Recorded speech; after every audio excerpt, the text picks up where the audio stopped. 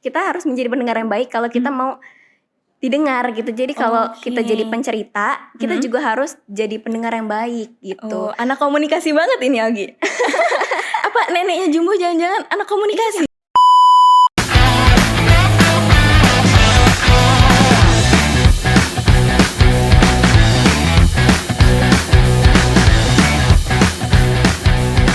Kamu lagi dengerin Telekom Podcast.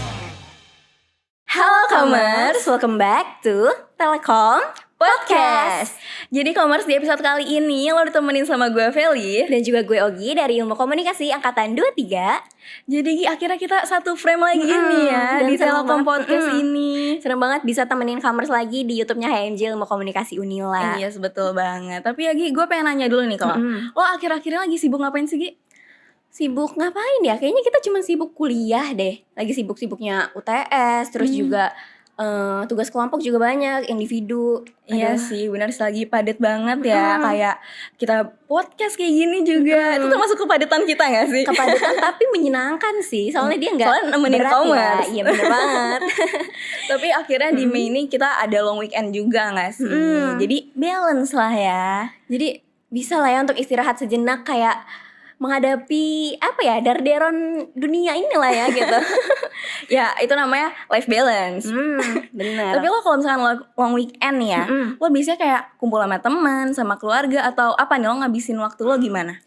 Gue tuh suka tipe orang yang suka keluar juga. Tapi kalau gue keluar, gue tuh harus yang ada bener-bener schedule gitu loh. Jadi harus siap-siap segala macam. Dan itu kayak buat gue mager gitu. Jadi kegiatan gue kalau di rumah tuh ya cuman tiduran sama nonton film, udah sih. Oh, tapi pasti gak sih itu kayak paling nyaman gitu loh, di rumah nonton film, tiduran. Tapi emang lo suka nonton film juga gitu?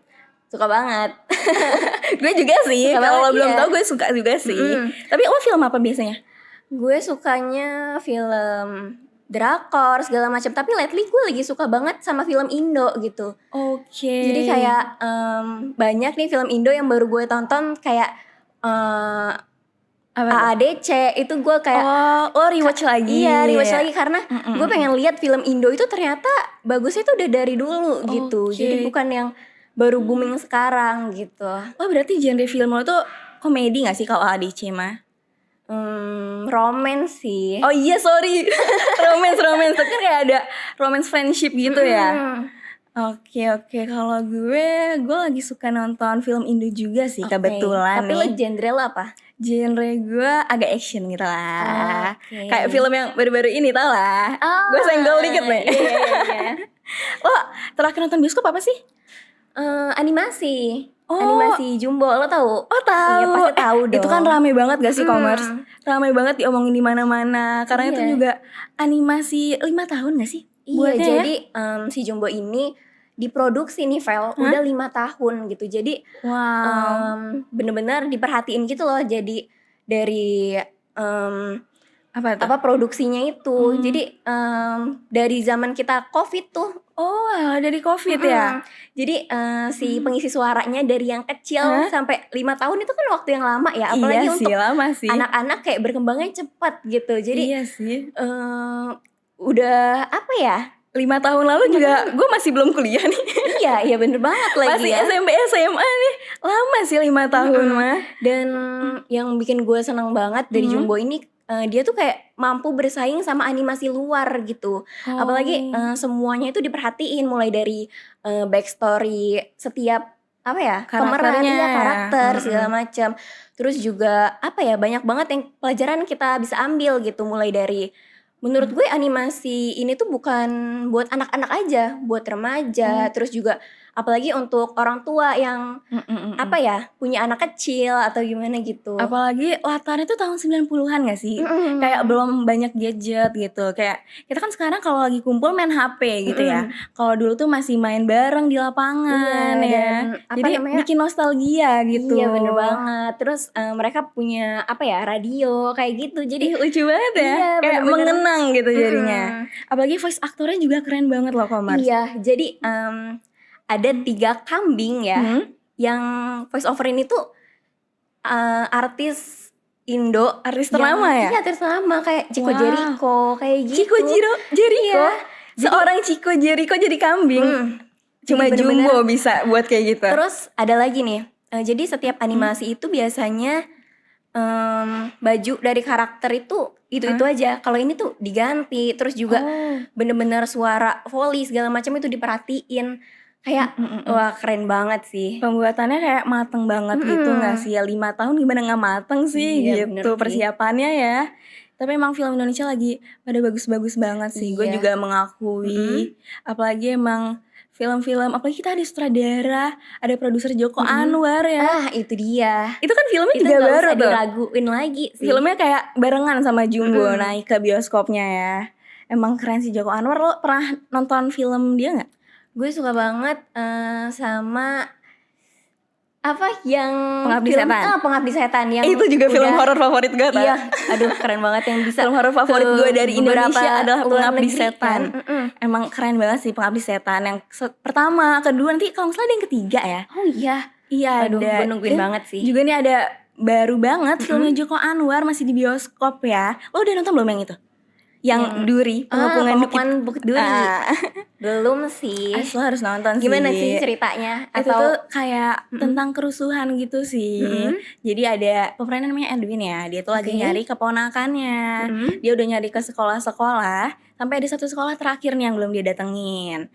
Nah di sekolah itu ternyata dia kena pengepungan gitu. Karena emang sekolahnya tuh sekolah berandal ya. Oke. Dan juga pada ini tuh ngambil latar tahun 2027 gitu.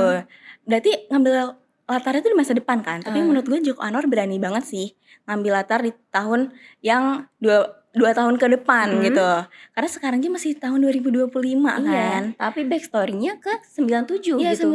tahun 2027 gitu. Oh ya, tapi kerusuhan 98 gitu. Iya, itu tuh kayak ngambil kerusuhan di 98 juga, di mana kayak tahun 98 kan ada kerusuhan ya. Oke. Terus kayak lagi banyak banget diskriminasi, rasis gitu. Nah, kalau menurut gue sendiri sih ya, kenapa Joko Anwar ini ngambil tahun 2027, itu tuh kayak gambaran, ngasih tahu gambaran kita Indonesia. Kalau misalnya peran orang tua itu masih kurang aktif, terus pemerintah itu masih banyak yang tutup telinga ya, apalagi Indonesia masih banyak diskriminasi dan rasis, itu tuh gambarannya bakal kayak di pengepungan di Bukit Duri ini. Oke. Gitu kayak kerusuhan bakal ada di mana-mana gitu. Jadi ya menurut gue itu sih yang mau disampaikan sama Joko Anwar. Kalau kita tuh harus merubah loh.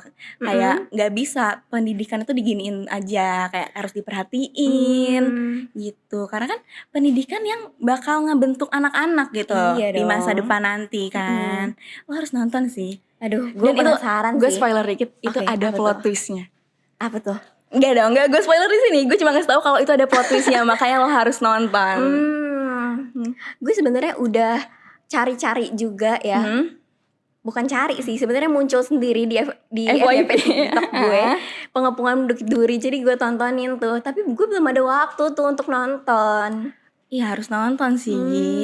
Kayak sebelum turun di bioskop kan, Iya sih. nonton aja sekarang gak sih? Apa mau gue temenin nih? Gue rewatch lagi ya nanti 2 kali gue nonton di bioskop. Oke, balik lagi ke Pengepungan Bukit Duri tadi ya. Itu tuh ada gak sih kayak yang buat lo tuh amazed banget atau favorite scene lo gitu dari Pengepungan Favorite Bukit scene Duri? gue tuh bagian plot twistnya. Oh, Makanya oke. lo kalau mau nonton, kalau mau tahu favorite scene gue, lo nonton dulu biar tahu plot twistnya. Oke, jadi itu di akhirnya ya, di endingnya gitu. Iya itu di endingnya. Dan gue ada sedikit fun fact nih. Oke. Jadi sebenarnya skenario Joko Anwar yang Pengepungan di Bukit Duri ini tuh udah ditulis sejak tahun 2007. Oh iya. Iya 2007, Joko Anwar sendiri yang bilang. Dan itu tuh baru diproduksinya 17 tahun kemudian. Lama kan 17 tahun tuh. Kayak itu kalau dari bayi bisa jadi udah SMA tuh 17 tahun. Iya lagi.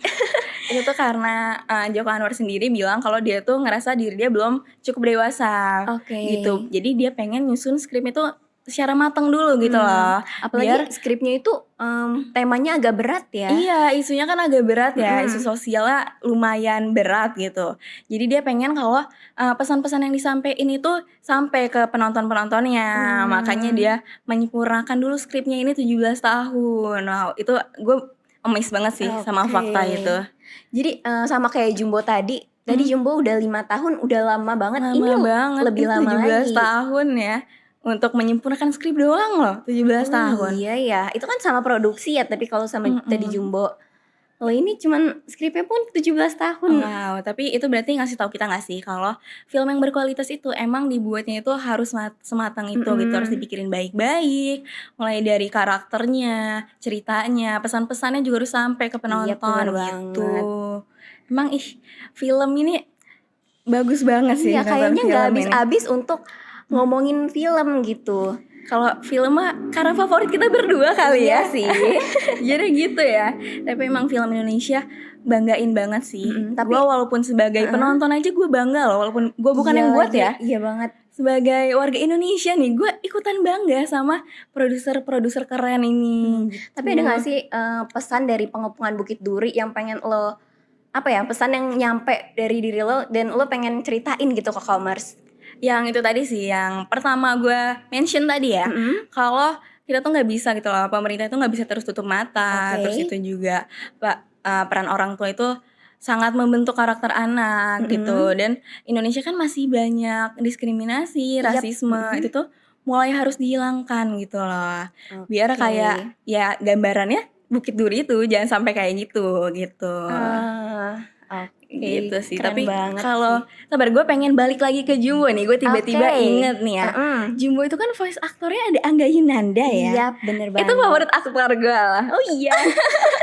Jadi dia ada namanya Ata ya. Dia meranin sebagai Ata. Jadi Ata ini dibuatnya antagonis, tapi buat si penonton ternyata setiap tadi kata gue bilang kayak backstory dalam setiap karakter itu tuh bukan yang gimana-gimana, apa ya, kayak bukan si pemeran utamanya aja gitu yang dibuat ininya. Jadi setiap karakter itu ada backstory. Terus juga ada yang buat kita ternyata dia itu antagonis, tapi ternyata di backstory itu jadi antagonis. Ada yang jadi protagonis, ada yang protagonis tapi ternyata kayak ngeselin segala macam gitu. Oh, jadi kayak ucapan antagonis adalah orang baik yang tersakiti gitu.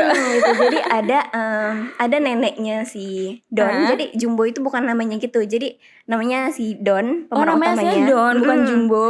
Bukan. Jadi Jumbo itu kayak ejekan dia dari temennya, terus juga nama grup mereka gitu. Oh, nama grupnya Jumbo.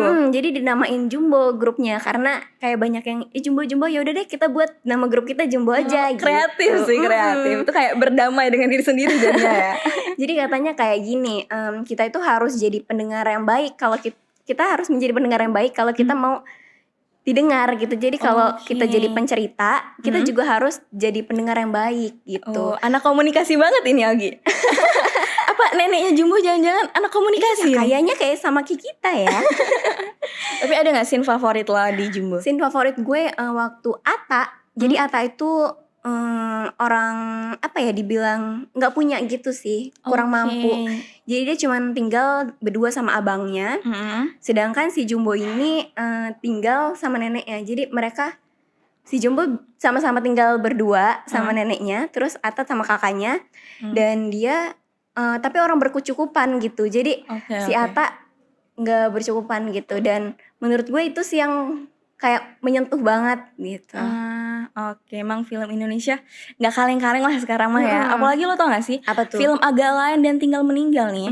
Yang Tinggal Meninggal belum itu sih, belum ada di bioskop nih. Nah, jadi ada 3 film dari rumah produksi Imaginary yang ngelakuin kerjasama sama Bandung Sound INA. Itu tuh rumah produksi dari Korea gitu. Jadi mereka itu punya lisensi untuk ngebuat 3 film itu remake-nya gitu. 3 film itu ada film Agak Lain 1, Agak Lain 2, dan juga ada Tinggal Meninggal ini.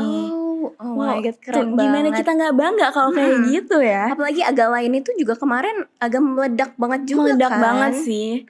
Wah emang, aduh gue makin amazed nih. Kayak ada fun fact yang dari lo gitu jadi bikin gue lebih bangga banget kayaknya nih. gue masih mau cari-cari searching tentang film Iya. Indo sih. Kita udah mulai harus mencintai produk Indonesia, ya kan?